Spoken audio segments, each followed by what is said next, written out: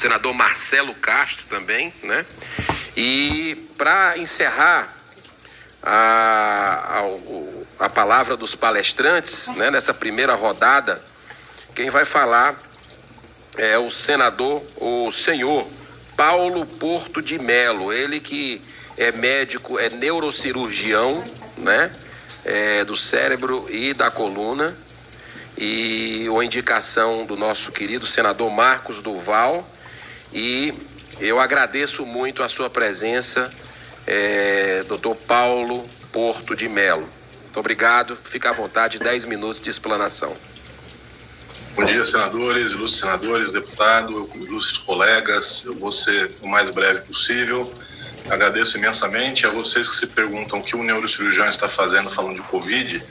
É porque eu fiz uma pós-graduação em Harvard, onde um dos módulos foi justamente sobre o manejo de situações de calamidade pública e pandemias. Dito isso, eu gostaria de deixar muito claro que eu não tenho absolutamente nenhum conflito de interesse. E eu acho essa informação crucial. E gostaria que os colegas que passaram antes, inclusive o presidente da Sociedade Brasileira de Infectologia e o colega infectologista, declarassem também se tem ou não tem conflitos, porque isso daria fim a teorias de conspiração que a gente ouve aqui e ali a respeito de conflitos de interesse com indústrias tipo Gilead, com indústrias tipo a Biotoscana ou com a United Medical, que são responsáveis, dentre outros, pelo medicamento Remdesivir, que foi inclusive citado hoje como alternativa. Lembrando que é um tratamento que custa mais de $2 mil. Então, em termos de saúde pública, pensar nisso é um pouco inviável. Segundo lugar, conceito de manejo de pandemia, de gerenciamento de crise.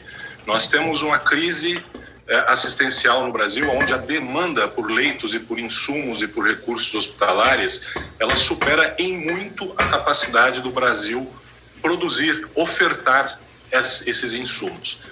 Somente isso já deveria ser o suficiente para que buscássemos de forma urgente, premente, uma forma de evitar que os doentes fossem e necessitassem do hospital. Isso é uma coisa óbvia, não precisa ser médico para saber disso, é questão de bom senso. Não é assim quando a gente fala de um câncer, de uma pneumonia, de uma meningite, olha, o doutor falou que quanto antes tratar, melhor a chance de se curar e não ter sequela. Por que essa sanha toda de que com o Covid tem que ser diferente? Vamos parar com isso, vamos parar com essa politização. Eu quero saber em qual faculdade de medicina se ensina na anamnese a perguntar para o paciente se ele torce para o Flamengo ou para o Fluminense, se ele vota em A ou se ele vota em B. Isso não existe para mim, não existe para os colegas médicos que estão aqui. Então vamos parar com essa história, porque realmente o que interessa, ou deveria interessar, não é a conta bancária, nem muito menos de que partido o camarada é. O que interessa é o doente sair bem. É isso. Todo o resto é falácia. Assim como é falácia essa historinha aí de que as revisões, as meta-análises, as revisões sistemáticas mostram que não há benefício. Vamos ler, gente, vamos ler direito. Vamos ler direito os artigos. Não vamos ler igual a gente lê contigo, não, passando o olho.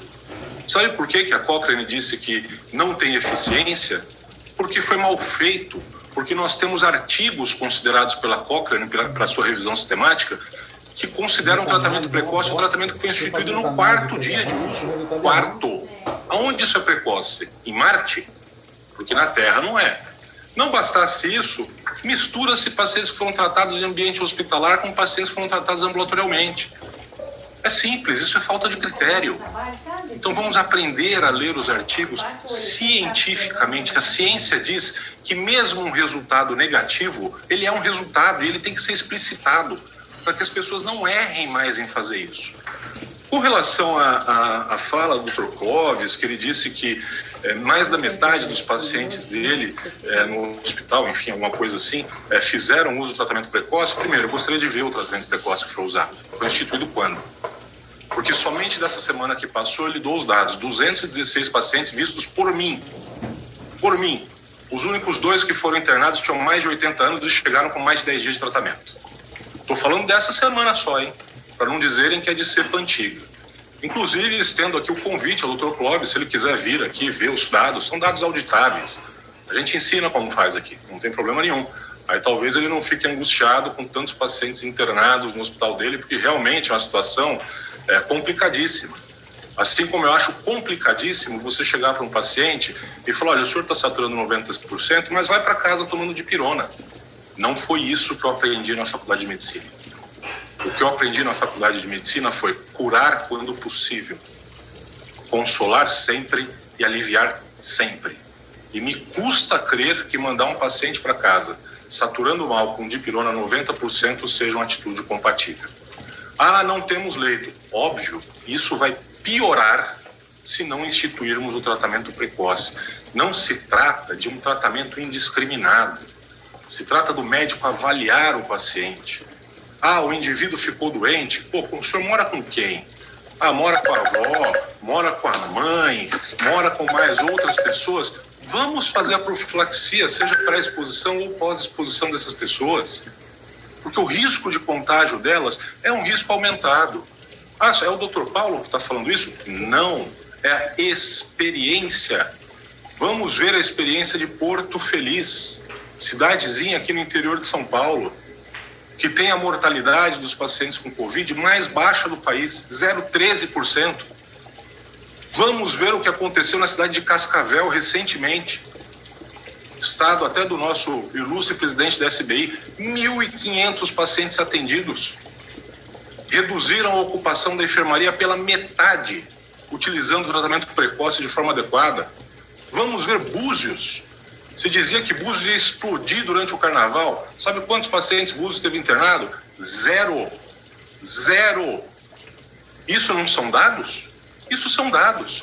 Dizer que medicina só pode ser exercida com estudo duplo cego randomizado é uma crueldade com o paciente humilde. Crueldade. Além de uma ignorância histórica, senador Girão, gigantesca.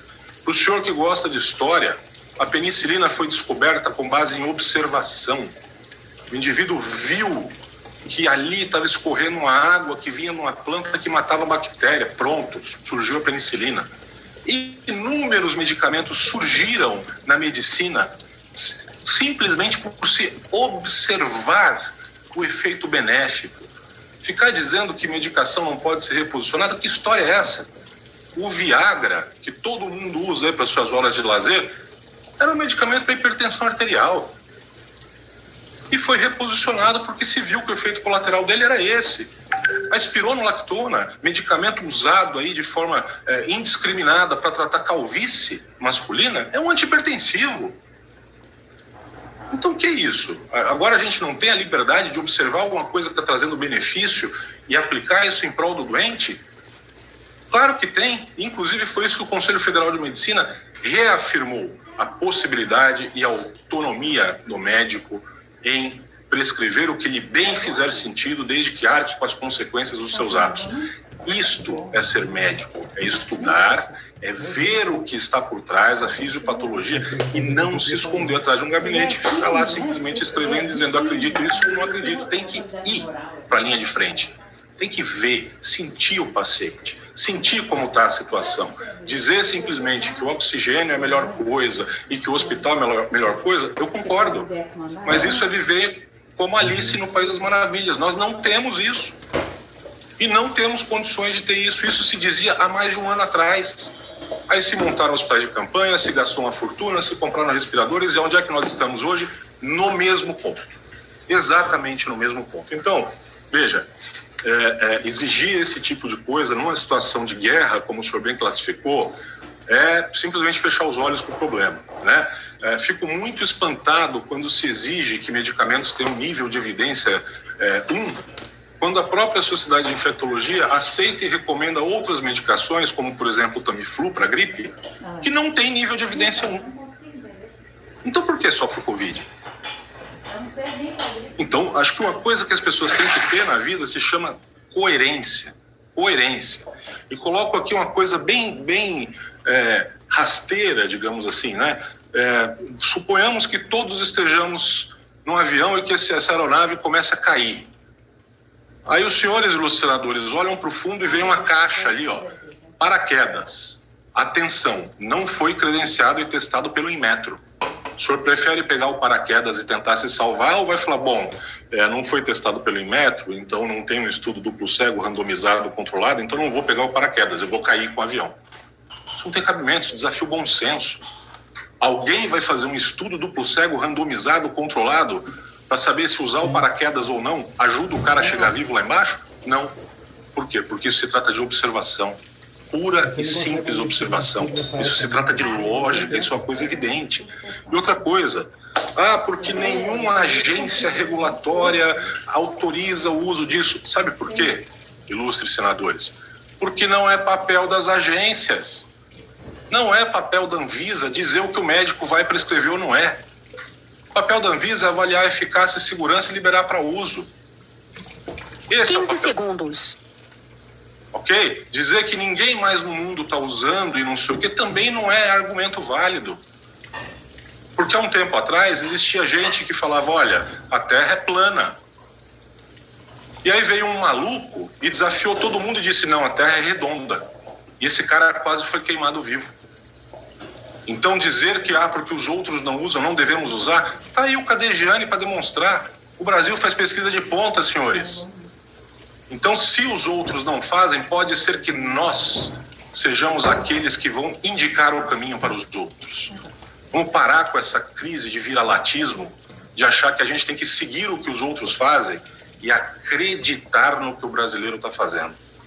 Acreditar. Vejam Búzios, vejam outra coisa, não tem evidência? Por favor. Nota técnica, por favor, senador Girão, eu gostaria de compartilhar aqui a tela, eu vou colocar esse documento no chat, porque eu não gosto só de falar, não, eu gosto de mostrar o que está escrito e publicado. Então, se me autorizar a compartilhar a tela, eu gostaria de mostrar aos senhores um documento e vou mostrar-lhes porque é público. Tá autorizado, doutor Paulo, eu só peço que o senhor cumprisse o encerramento aí, porque nós já estamos... Mas eu autorizo a compartilhar. Vejam aqui, nota técnica, 24 de fevereiro, ao Ministério Público Federal, Procuradoria da República de Goiás, ok? As evidências, no plural, científicas acerca do atendimento integral das pessoas acometidas com Covid-19. Aqui os senhores têm mais de 100 páginas de evidências científicas. Eu vou disponibilizar isso no chat para os senhores agora, para todos os senhores, e me coloco à disposição, vou colocar meu telefone, para discutir isso aqui, para aprofundar o estudo, já que o tempo nosso aqui é limitado. Mas só para dar números gerais para os senhores, essa falácia de que não tem evidências, este documento, produzido de forma brilhante por médicos e pesquisadores, tem mais de 93 referências. Só de estudos, são mais de 60 estudos. Olha aqui, está tudo passando aqui para vocês e vai estar aí para análise aprofundada. Então, por favor, pessoal, vamos deixar a política para vocês, que são profissionais da política, e os técnicos, vamos nos centrar na técnica, né? Deixando os conflitos de interesse de lado. Estou colocando o documento já aí para vocês no chat, e com o meu telefone, qualquer dúvida, fico à disposição. Muito obrigado. Muitíssimo obrigado, doutor Paulo Porto, assim, muito esclarecedora a sua palestra aqui, né? Gostaria de